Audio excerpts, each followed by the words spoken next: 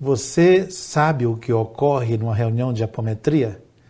Você já entrevistou algum médium que passou por momentos sufocantes numa reunião, mas que por confiar na direção conseguiu reverter tudo isso? Este é o programa Bastidores da Apometria da nossa Web TV e eu sou o Robson Pinheiro, que venho conversar com vocês e hoje de maneira especial com a nossa amiga Elaine Pinheiro. Tudo bem, Elaine? Seja bem-vinda. Tudo bem, obrigada. Bom, Elaine tem uma vasta experiência na mediunidade, né? E nos auxilia nas tarefas da Unispíritos, né? E participa diretamente de um grupo de apometria. Como é a sua relação de confiança com o grupo e com o diretor dos trabalhos, Elaine? Sim. A relação de confiança, ela é total. Eu acho que passa por isso. Uma vez que você não confie em um ou de mais participantes do seu grupo, eu acho que o trabalho ele não deixa de ser realizado. Porque o trabalho, nós somos instrumentos, mas ele, em sua grande parte, passa pelos dirigentes desencarnados e inteligências físicas, né? Mas uma vez não havendo confiança, eu acho que ele será realizado, mas não com tanta qualidade e eficiência.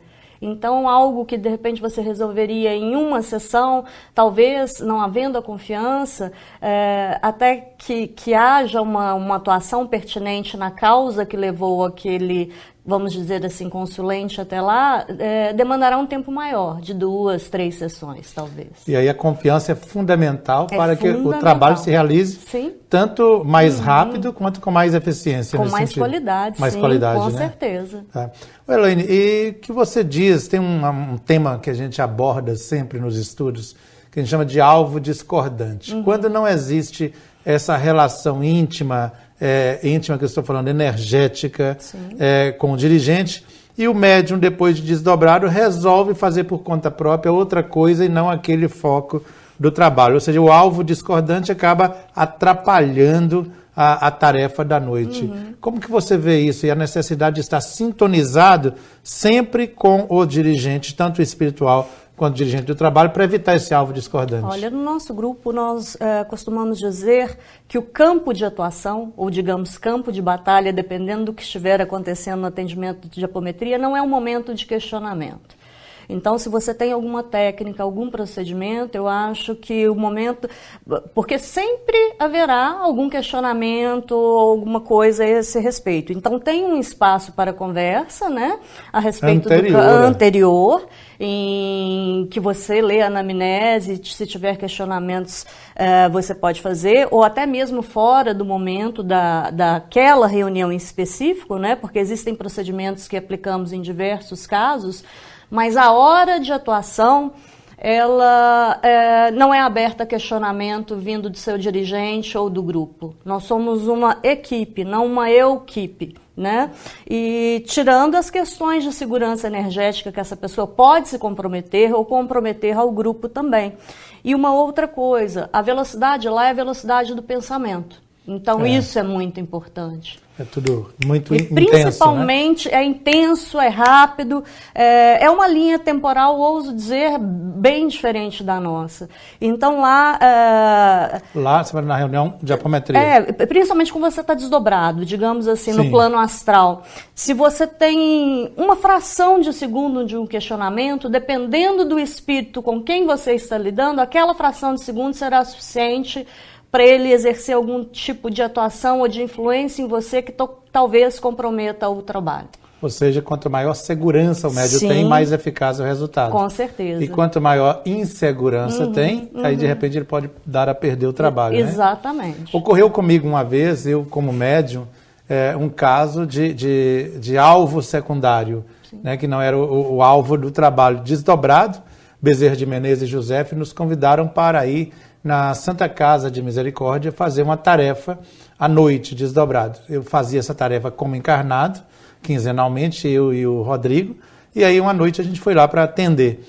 E eu me lembro perfeitamente que José me pediu para sentar numa poltrona, era uma poltrona preta que estava dentro do hospital, ali dentro da ala das pessoas que estavam em tratamento de câncer. E eu sentei, só que nisso passou uma enfermeira encarnada.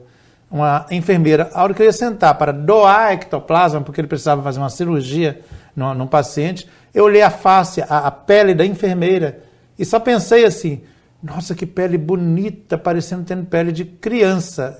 A hora que eu pensei isso, o José voltou e falou assim, você estragou o trabalho, volta para o corpo. Pum. Eu voltei na hora para o corpo. Eu fiz uma observação, mas eu tirei o alvo principal, que era doar a energia. Eu estava ali para doar. E aí eu comecei não a questionar, mas fazer outras observações diferentes, ou seja, um alvo discordante, que eu acabei atrapalhando a tarefa, né? Mas esse alvo discordante é algo muito comum em algumas reuniões.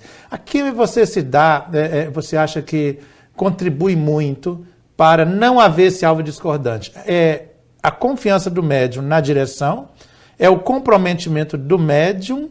Ou é o dirigente que exerce uma força moral sobre os médiuns? Eu acho que é o conjunto dessas três situações colocadas. E também, quando a gente fala de mediunidade nada mais é do que comunicação. Seja neste plano, ou desdobrado, ou de qualquer forma. Então, você ser claro e sem máscaras na sua comunicação, achando assim, eu vou ter medo de falar isso e ser criticado, ou se você pensa uma coisa a respeito, porque eu acho que qualquer coisa pode ser dita a qualquer pessoa e a qualquer espírito, dependendo da forma que você coloque. Exato. Não existe isso, não fala, não faz. Tudo é a maneira com que você se posiciona diante da pessoa encarnada, do espírito ou da situação. Então, além dessas situações, eu diria muito a clareza na comunicação. Porque mediunidade em si nada mais é do que comunicação. Eu me lembro, Elaine, do espírito Fernando de Lacerda, é um dos espíritos que orienta o nosso departamento de mediunidade, junto com Dona Ivone Pereira, tia Ertes Terezinha e outros espíritos, mas Fernando de Lacerda, em determinada época, falou que se dependesse dele, a maior exigência que teria para a pessoa trabalhar com médium é fazer um bom curso de português e de interpretação de texto. Eu me recordo. Você se recorda, né? Porque os médiuns não sabem expressar pela palavra aquilo que ele está pensando ou que está vendo. Porque não tem um conhecimento da língua portuguesa direito, né? Porque, de um modo geral, nosso problema ainda permanece a comunicação, seja na reunião mediúnica ou não. Mas, Elaine, algum tipo de trabalho você tem mais afinidade? Nos bastidores a gente estava conversando sobre afinidade com espíritos ou tipos de atividades mediúnicas. No seu caso específico, qual a maior afinidade que você tem nessas reuniões? É engraçado, talvez até constrangedor dizer, mas eu já me acostumei, porque cada médium, assim como no plano encarnado a gente tem a diversidade de pessoas e características, cada médium vai ter a sua afinidade e a sua característica específica. Quando você abre a frequência e falou de conectar com mentor, com seres de uma certa elevação, assim, isso ocorre durante o processo, mas para mim eu sempre me conecto na parte mais complexa que tem a ver com aquele atendimento, ou seja, na parte que ferrou tudo na vida da pessoa. Então, com as sombras mesmo. Com as Queria sombras. dizer que quanto mais complicado é o caso, mais você gosta de trabalhar? Exatamente. Mais eu gosto de trabalhar, né? E talvez por isso até já determine a sintonia dos espíritos que me dão um privilégio de atuar em parcerias com eles, né? Que são? Que são Exus em suas diversas categorias, caboclos, vovó Mariana, vovó Maria Chiquinha, esse pessoal que lida com energias mais densas, magia, feitiçaria, essas coisas todas. Ou seja, você traz sua vassoura e deixa estacionada. Exatamente. Na reunião mediúnica. Exatamente. Porque você acha que isso tem a ver com o seu passado na trajetória espiritual nessa encarnação ou do passado? Mas com total certeza, assim, a certeza absoluta disso, porque eu costumo dizer que a gente vai evoluindo, mas mudar, eu não sei, essa questão minha, vamos usar a palavra kármica, né? Sim. Então eu reconheço essas pessoas e essas energias e tenho uma facilidade maior em farejá-las e identificá-las e atuar nelas, porque eu já estive nesse campo. Por muito e muito tempo, diga-se de passagem. Mas aí, o interessante é você pegar o que você não conseguiu. Mas me fala melhor onde você esteve aqui, isso é muito interessante para saber. Você sabe. Eu sei. Sabe. Não podemos falar em público. Não podemos. Mas o mais interessante é você pegar aquilo que você acha que era uma característica sua que não era legal e você aprender a colocar isso a favor de uma boa causa. Isso é fantástico, né? Então, você transmutar isso. Eu não vou lutar contra a minha natureza. Eu vou transmutá-la para colocar a favor da causa que eu acredito. Então, eu tenho os mesmos dons que eu tinha, só que servindo a outro mestre, que é Cristo agora. Olha isso. Nossa, eu fiquei envergonhado com essa, viu? Não. Ela falou fantástico. Não. Mas eu acho isso extraordinário. Olha, haja visto, não sei se você conhece essa história, quando o Leonardo chegou para a casa de Everildo Batista, lá pelos idos de 97, 98, por aí, então ele tinha aquela coisa efusiva e o jeito bem particular da família dele, né? De falar certas palavras e xingar e gritar, que para os mineiros eram considerados um absurdo. Por exemplo, ele tinha uma maneira de falar desgraça. Mas desgraça para ele é uma coisa sem graça. Né? E para Minas, para o mineiro, não. É como se você estivesse xingando palavrão. Sim. A mulher do demônio, a rainha do inferno. Então você estava numa reunião e ele começava a esticar tudo, já desgraça. Aí eu parava, acabava a reunião. Porque os mineiros interpretam isso de maneira errada. E aquele jeito violento, forte. Aí, veja como os espíritos fazem. Nós tentamos, de alguma maneira, colocar o Leonardo para fazer conversa fraterna. Ele conversar com as pessoas que vêm sofridas e tudo. Daí a pouco você só via batida em mesa. Pá! E as mulheres saíam chorando de lá, tremendo. Ai, ele acabou comigo. Tiramos da conversa fraterna. Vamos colocar então para fazer reunião pública de evangelho. Ninguém ficava na reunião. Porque aí ele destruía todo mundo na palavra, isso, aquilo, outro. Aí tentaram mais umas 5 coisas diferentes, para resumir. Por fim, o José Kleber convidou para dizer, que tal você inaugurar nossa reunião de apometria na casa?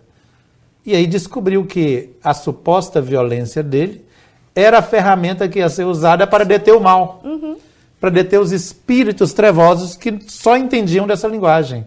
E a partir daí, uma das melhores reuniões de apometria, você participa do grupo, né? O Léo é meu coordenador do nosso grupo. Com aquela veemência, assim, os espíritos engolem em cheio, os espíritos das trevas, porque tem medo, né? E aí usa-se aquilo que supostamente é uma coisa ruim, usa-se isso para ajudar e para impedir que o mal se propague. Mais ou menos isso que você falou, as suas habilidades do passado usadas agora para servir o outro. Não mudar a sua habilidade, mas usá-las de maneira construtiva para outra finalidade. Eu vejo gente vamos dar um exemplo, com naturezas pouco interessantes, tipo, tem pessoas que têm aquele olhar de seca-pimenteiro, um vampiro energético, e luta contra aquilo, e é exaustivo, e começa a fazer uso de remédio, até de outros tipos de drogas às vezes.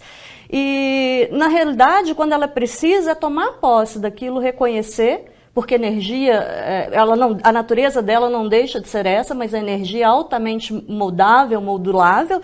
Então, por exemplo, se ela vai continuar sendo um vampiro energético, ela tendo conhecimento disso, estudando e aplicando, ela vai aprender a equalizar isso para não prejudicar quem está ao próximo, mas se eu desdobro essa pessoa e entro no acampamento das sombras e falo, vai lá, seca tudo, olha que arma fantástica. Que arma fantástica. Né? Que ela vai drenar a energia, é da natureza dela. Então você tem que aprender, não lutar contra a sua natureza, mas abraçá-la, conhecê-la, estudar sobre ela, educá-la e colocá-la e usar da maneira mais adequada a favor de um propósito interessante de progresso, de equilíbrio cósmico. Isso é fantástico. E essa visão a apometria traz para a gente de uma maneira extraordinária, né? Com certeza. Elaine, e qual caso de atendimento de apometria que você acha que marcou você, um dos casos que foram atendidos nos quais você participava? Olha, a apometria é uma atividade que me emociona muito, frequentemente. Eu me sinto honrada. Aqui nas nossas instituições, os nossos grupos revezam, então atendemos uma semana sim, uma semana não. E eu costumo dizer que a cada semana eu percebo quão pouco eu sabia na semana anterior sobre as maravilhas do universo em si, de todas as áreas de atuação, e aí eu englobo tudo, do campo físico, extrafísico, astral, e são diversos casos, por isso eu estou falando assim, o quanto eu me sinto maravilhada a cada quinzena, mas tem exemplos fantásticos, tem exemplos de um atendimento que Pai João, esse é um caso que está mais fresco porque foi recente, né? Que nós fomos prestar um atendimento numa clínica hospício que existia ainda no astral, com características dos anos 40, 50, onde ela tinha a alcunha de hospício, mas onde eram internadas pessoas não com transtornos mentais, mas que não eram aceitas pela sociedade, que eram ditos os homossexuais, na época que ele chamava até de pederastas, pela linguagem da época, né? Mocinhas que haviam perdido a virgindade ou engravidado e que eram de famílias aristocratas. Então eles eram internados como portadores de transtornos mentais e ali tratados como tal, embora as características deles fossem essas. E eram tantos e num estado tão debilitante que quando nós chegamos, eu falei, como que nós vamos atuar sempre há uma forma, desse, né? Mas a gente como humano, né, demasiado humano, existem esses questionamentos. E aí Pai João chegou com os seus meninos e houve uma cena idêntica que está descrita no livro O Fim da Escuridão, que ele fez uma reurbanização extrafísica na hora, então libertou. E ali foram chegando os familiares dessas pessoas e que morariam, e ali seria construída um ponto de luz no astral, porque a gente está falando de algo bem na subcoroça. Então, eles pegaram aquele campo para atuar não só nas pessoas que ali estavam, mas de lá para ser um campo irradiador dessa linha de resgate, modificação de urbanização extrafísica em toda aquela região do astral. Puxa. Então foi muito bonito, muito bonito. Eu já participei de algumas atividades com o Pai João. Ele tem uma habilidade muito grande, como ele coordena muitos elementais, né, de fazer essa reurbanização, a modificação extrafísica das construções, e vai aparecendo uma série de coisas maravilhosas, e os próprios espíritos que estavam ali costumam se surpreender, porque eles nunca esperavam essa mudança, né? Com certeza. Mas isso causa um impacto interno em você. Qual o sentimento agora que Elaine, como médium, tem ao participar da reunião de apometria? O que isso te inspira na sua vida? Isso me inspira para a vida. Não tem como você setorizar e segmentar. Então você se sente inspirado pelo privilégio de viver. Principalmente a gente que atua muito desdobrado, quando você percebe, eu não sei a contagem hoje exata de quantos espíritos há para cada pessoa encarnada, mas são muitos, faz a gente pensar no privilégio de você estar vivendo esse momento único pelo qual estamos passando, como nação, como sociedade, como humanidade em si, né? E uma reverência enorme pelo privilégio da vida. E mais ainda de você poder atuar na sua vida, no plano físico e ainda também no plano astral. Isso então é um privilégio único. Trabalhador de duas dimensões. Ou de várias, é melhor, né? Gente, esse é o nosso programa de Web TV nos bastidores da apometria.